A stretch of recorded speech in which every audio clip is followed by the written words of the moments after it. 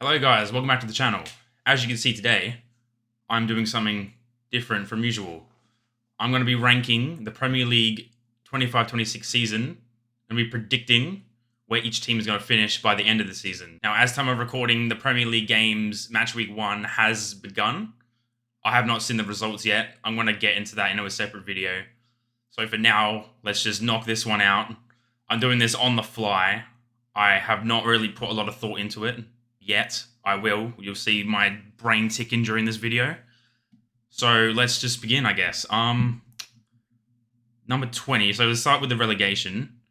And it's pretty obvious, in my opinion. Let me just do this. It's going to be them three.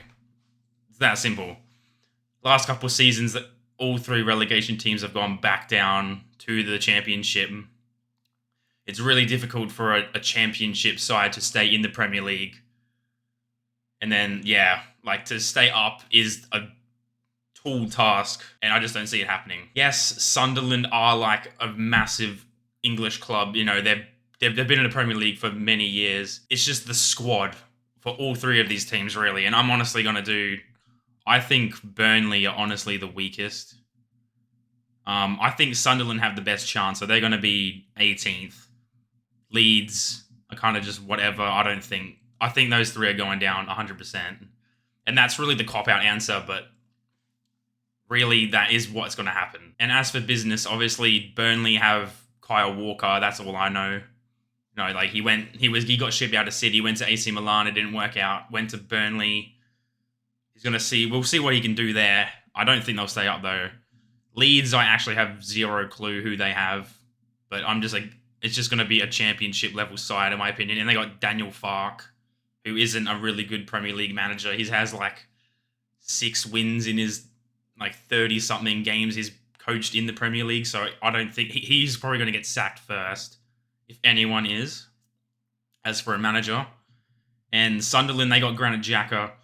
And I think they got like the best positive vibe around them. That's a bit of a stupid saying, but any of these three are going to stay up. It's going to be Sunderland, and Granit Xhaka, I don't think is going to have like player of the season worthy season, but he's going to be good for them. And I think they have the best squad out of these three.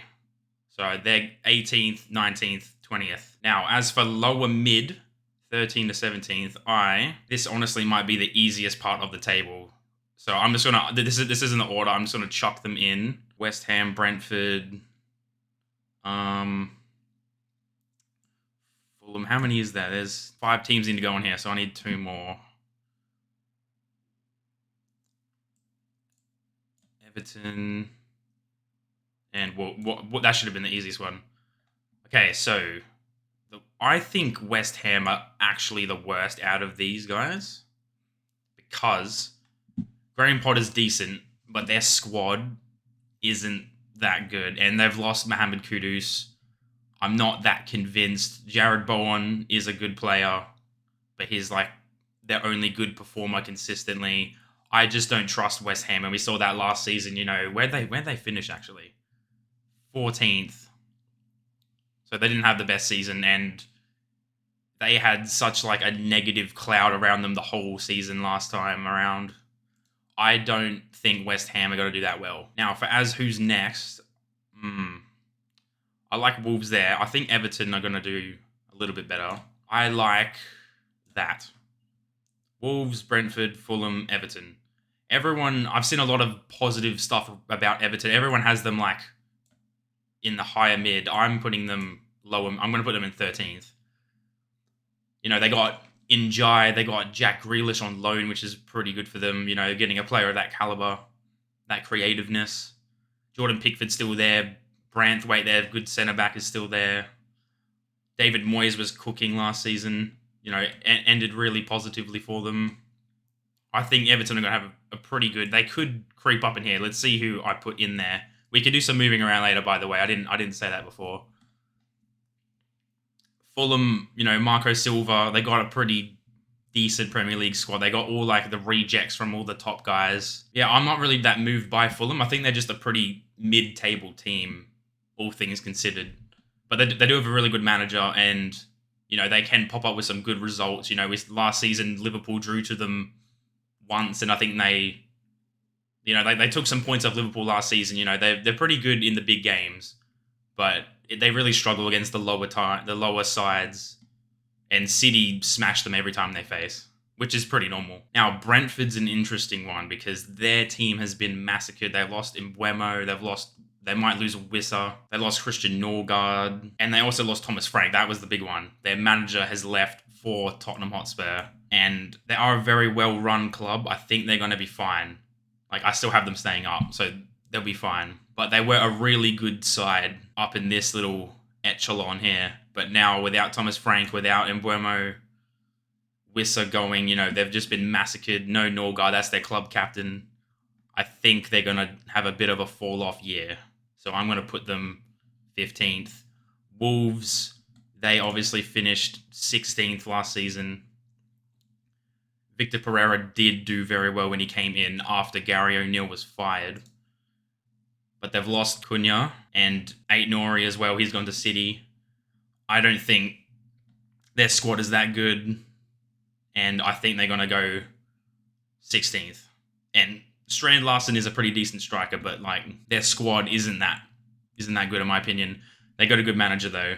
I think they'll be floating around this area, and that is my lower mid. Right now, we need another 5 in this 8th, 9th, 10th, 11th, 12th, another 5. Brighton can go in here. We'll do some shuffling. Palace, low key, they're very good.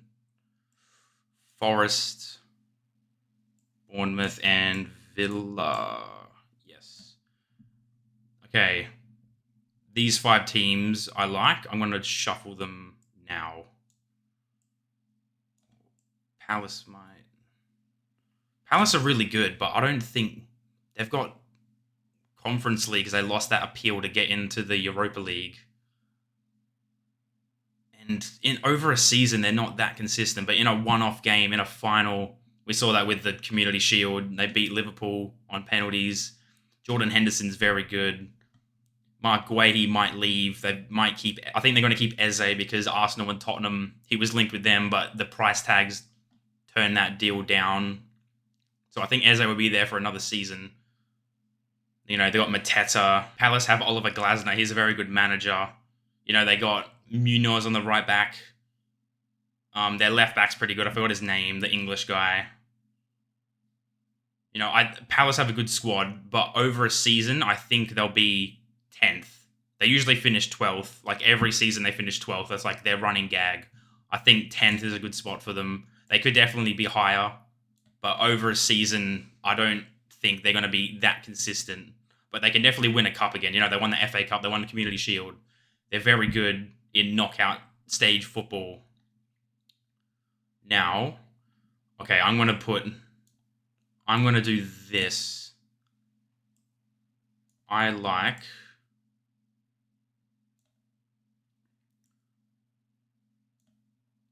going to do that. I think that's the perfect order.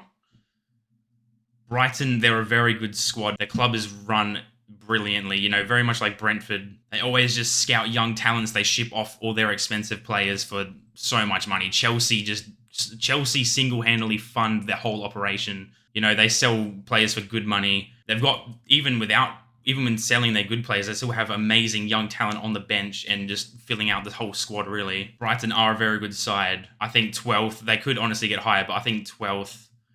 I'm willing to swap them or Forest around, but I think Forest, they've obviously lost Anthony Elanga to Newcastle. They've got Morgan Gibbs-White still after the whole deal with Tottenham broke down because of illegal stuff. Tottenham approached Morgan Gibbs-White without contacting Forest. So they just illegally went after him. So the Forest owner obviously had the power to just cut that whole thing down. So they have Morgan Gibbs-White still, their best player. Chris Wood's still there. Will he recreate last season? I don't think he will, but he had a very good season, and he can be a good striker. He can get 10 goals. How much did he get last season? Actually, holy crap! Chris Wood had 20 goals. I thought he had 15. Holy crap! Okay, well, I don't think he's recreating that, but he's obviously proven himself as a pretty good striker. Yeah, Forest I'm going to keep here. They've got a very good team. They are actually in the Conference League, which is very interesting for them. I think 11th is actually pretty solid for them. You know, they're going to be in Europe. Maybe they can go far in that tournament. I think 11th is a good spot for them. We already spoke about Palace. 10th is very solid for them. Bournemouth is an interesting one because their whole defense has been absolutely massacred. You know, they've lost Kirkez. I think they've lost both of their centre backs. Dean Huijsen's gone to Madrid. The other centre back's going to PSG. I don't know his name. He's gone to PSG. Kepa, they had Kepa obviously, but he's gone to Arsenal. You know, they lost Solanke last year. They just keep getting picked apart, but Areola is a very good manager, and I think he's going to drill them very good. You know, they got Semenyo still. He was linked to Arsenal, but he's a very good player. Semenyo's an absolute baller. I think 9th is very good for Bournemouth, considering that they lost a lot of their squad from last season. And in the end, they did finish 9th last year. So predicting them for 9th again isn't out of the ordinary. They were floating around up here for ages, but they did fall off towards the end of the season. So I think 9th is very solid for them. Villa, they've actually just lost Jacob Ramsey to Newcastle, which is pretty big, and they missed out on Champions League. You know, they came 6th, literally on the last day of the season last season. You know, they literally tied on points with Newcastle, which is the goal difference.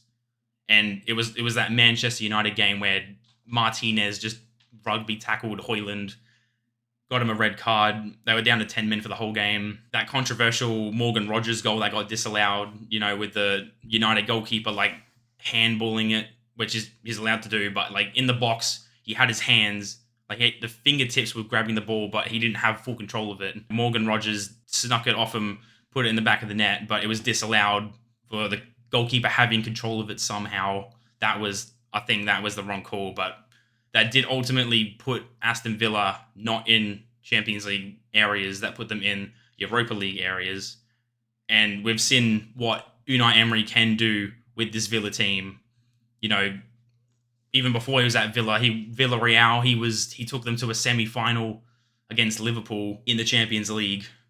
And last season, Villa absolutely cooked PSG in that second leg, but they were just one goal too shy.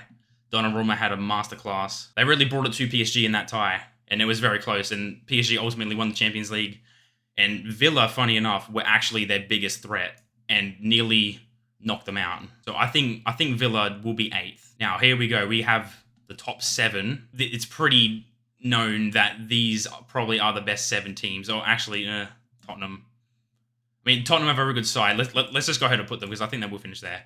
Tottenham have Thomas Frank. They've got Kudus. Madison's gone out with an injury. His ACL. He's going to be out for the whole season, I think. So that is a big miss for them. But their squad is pretty good. You know, after last season, Ange was just playing like tactically like a child. He really had no idea what he was doing with his side. The high lines with the defense for at the back.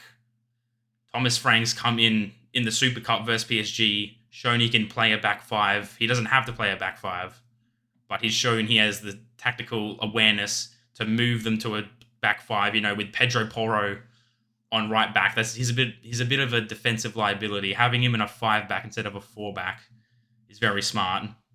And they have a lot of centre backs. So they got Romero, Van de Ven, Danso. They're very solid at the back. They've got warriors in the centre back positions. Jed Spence is a very good left back too. They got Udogi. Defensively, they have good players. They just need to be tactically driven right. And Thomas Frank will do that, I think. Their midfield, they got Bergval. Madison's gone out, like I said. Basuma, Sarr, Bentancur. They've got some pretty good players. Son's obviously gone to the MLS, which is a big miss. No Sonny. Dominic Solanke is a very good striker. I think he'll be pretty good.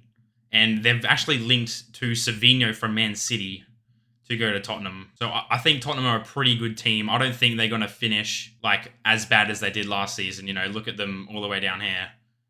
And United, which we'll get onto. I don't think they're going to finish that bad again. Now, I actually haven't even thought. I don't think Man United are going to be that high. I don't trust. I think that's way too big of a jump. I'm going to do this. I'm going to knock them to 10th, and I'm going to move them guys up.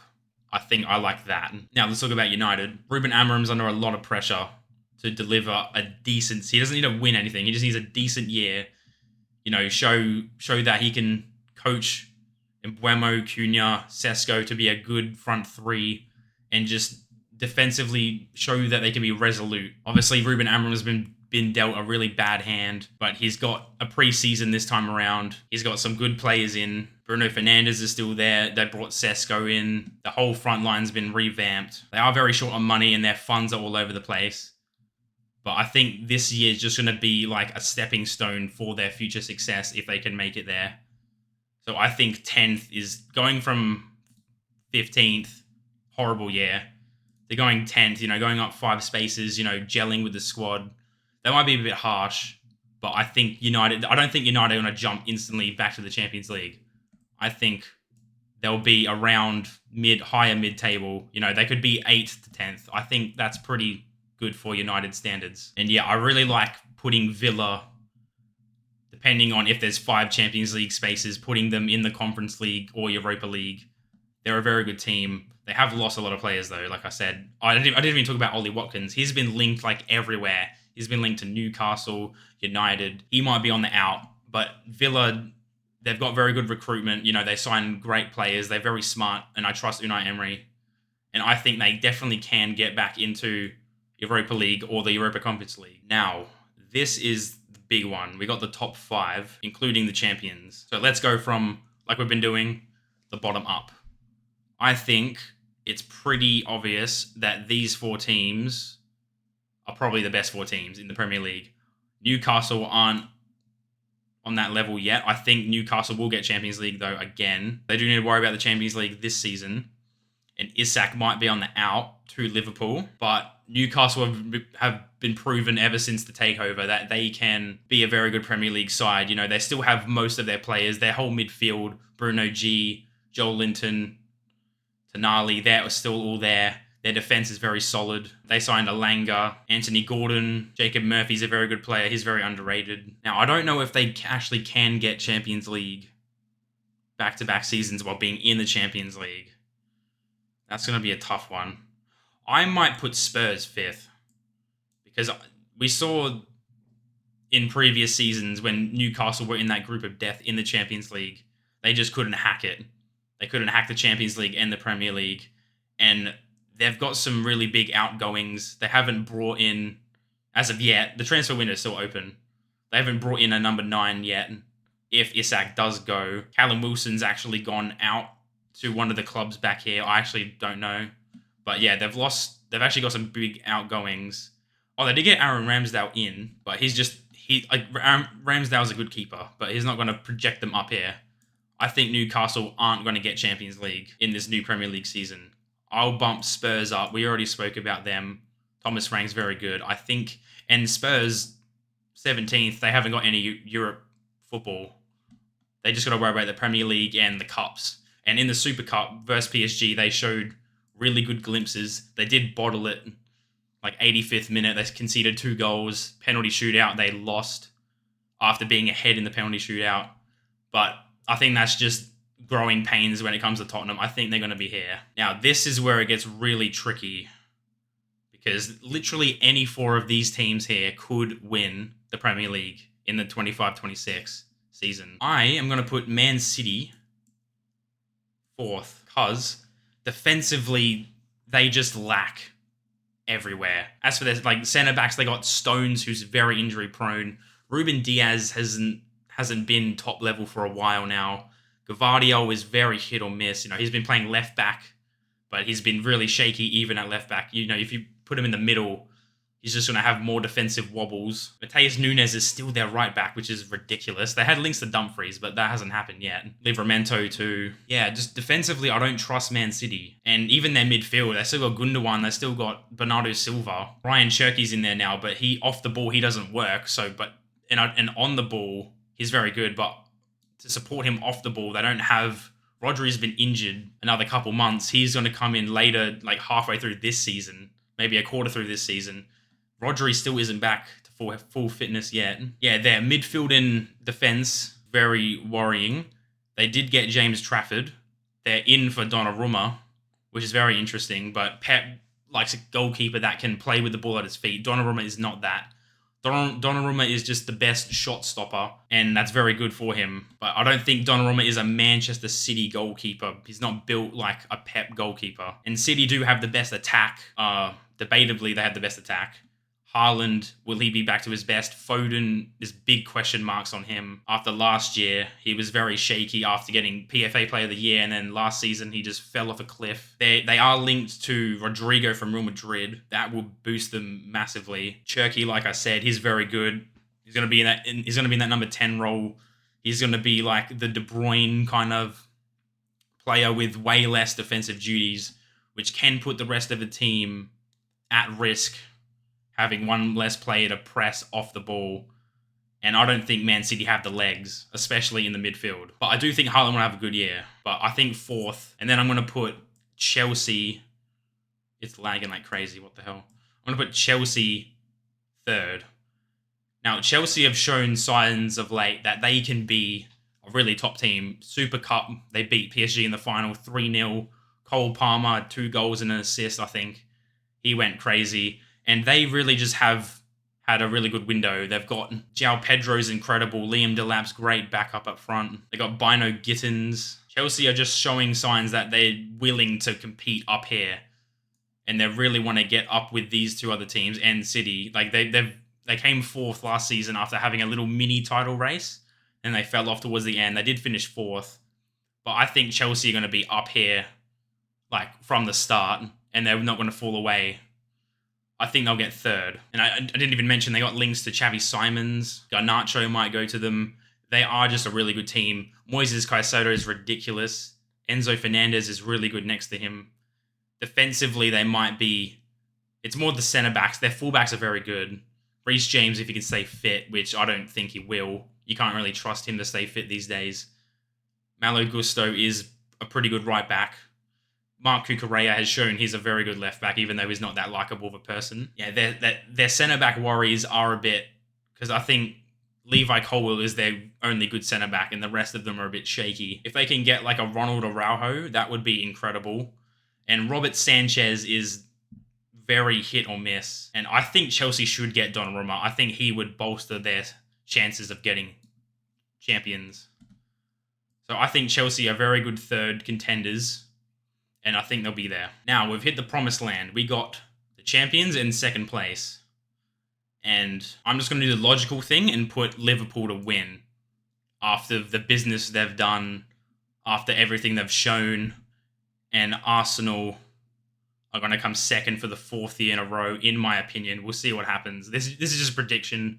I'm not a fortune teller. I think Liverpool are going to win. Arsenal are going to fall short once again. They definitely can. Literally all 4 of these teams, not Tottenham, these 4 teams here, they can all win the Premier League. I wouldn't be surprised if City come back. Chelsea can have a surprise. Arsenal can finally get over the line. If Liverpool don't win, I'm not that surprised because these 4 teams are very close. But I think Liverpool will win again. But let's go to Arsenal. I think Arsenal are going to fall short again. Victor Gyökeres is a very good signing, and that's what they needed. But I haven't seen enough besides Victor Gyökeres to really present to me that they're going to become the champions next season. Bukayo Saka is probably going to stay fit the whole time this time around. That injury last season was just a bit unfortunate. But yeah, they got Madueke. I haven't been moved by that signing. Norgard's very good. They've just got very good signings. Defensively, they got some more bodies in there. Thomas Partey's gone. Zubimendi is very good replacement. It's really just their attack. You know, Kai Havertz won't be injured. He was injured a lot of last season. You know, they played Moreno up front. Moreno's going to be a midfielder where his actually position is. I just haven't been moved by Arsenal to put them up here. I really haven't. So they're staying down there. And Liverpool are going to be the champions. They've spent so much money in the transfer window. They got Florian Wirtz, for God's sake. I think he's going to be probably like the best player in the Premier League. I'm very high on him. I think Salah's going to fall off a little bit because last season was just so ridiculous. I think Salah's going to distribute his goal tally throughout the squad. I think he'll get like a 20 and 20 maybe. Like he might break Henry's record, but I'm not going to bet my house on it. Ekatike, obviously. Mark Guehi might come to Liverpool. You know, defensively, getting some more bodies in would be good. Kirkes at left back, Frimpong at right back. Liverpool did actually sign that young Italian guy, so he's going to be very good to have behind Kanate and Virgil van Dijk. You know, after selling Kwanzaa, we really need some more defensive bodies in Liverpool's squad. But yeah, I think Liverpool are just that step ahead, even without seeing a ball being kicked. Now, they did lose the Community Shield to Crystal Palace. It was a very close game. Went to penalties. Like I said before, when we're talking about Palace, they won. Jordan Henderson is just ridiculous in a penalty shootout. And that game probably did show some signs of something might go wrong with this Liverpool squad. But I think I haven't seen enough from these three to really drop them from the perch. So this is my prediction, guys. Liverpool first, Arsenal second, Chelsea third, Man City fourth. And then there's the rest of it here. These three are definitely going to go down, in my opinion. United, they definitely can get up here. But I think that'd be too much of a jump from last year. I think that would just be outlandish to say. But yeah, this is my prediction. Now, as for player of the season, I think I'm going to stay on my hill and I'm going to be very high on Florian Wirtz. Player of the season for the 25-26. Young player of the season, I think I'm just going to put Cole Palmer. He's ridiculous. He's shown it for a couple years now. I think he's going to be the young player of the season. I think Saka still fits for that one, but I'm going to put Palmer. I think Palmer is him. Now, Golden Boot, I think I might just give it to Haaland. Even if City finished fourth like I predicted, I think Haaland is just going to be that ridiculous. You know, even after, like, last season, City were abysmal, and he still got 20-plus goals. Assist leader, I might give it to Salah, because I think he's going to be more of a playmaker, you know, like, pass the ball off. I think he's going to score less goals, but get double-digit assists, maybe 20 assists. Golden Glove, I think I'll just give it to David Raya. You know, Arsenal were very defensively solid. I think you can trust Arsenal to concede not that many goals over a season. David Raya, he's a pretty good goalkeeper and is playing in the best defense in the league. And lastly, the first manager to get sacked. I did mention it when I talked about Leeds. I think Daniel Farke is going to be gone.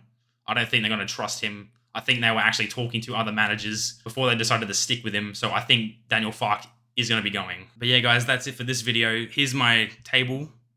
You can see it right here in all of its glory. Put down in the comments your predictions for the 25-26 seasons. The games have started. I know the Liverpool games happened. I haven't seen the results, like I said. I don't know anything. This was completely blind and on the fly.